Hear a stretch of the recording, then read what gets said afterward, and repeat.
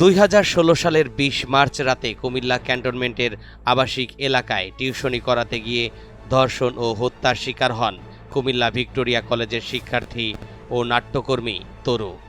ঘটনার পর সারা দেশে ব্যাপক প্রতিবাদের ঝড় ওঠে। প্রথমে থানা পুলিশ, পরে সিআইডি হয়ে এখন মামলাটি তদন্ত করছে police bureau of investigation PBI. সেখানেও মামলার তদন্ত কর্মকর্তা বদলেছে।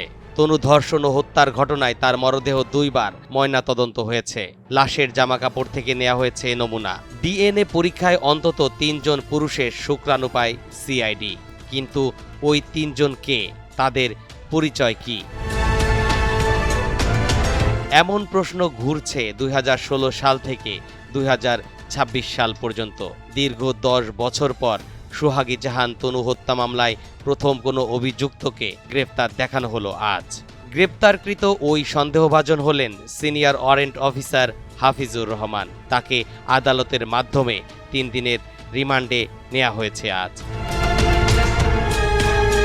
মূলত গত 6 এপ্রিল তদন্ত কর্মকর্তা 3 সন্দেহভাজনের ডিএনএ নমুনা ক্রস ম্যাচের জন্য আদালতের কাছে অনুমতি চেয়েছিলেন। ওই 3 জন সন্দেহভাজন হলেন sergeant Zahid, warrant officer Hafizur Rahman এবং সৈনিক শাহিনুল আলম।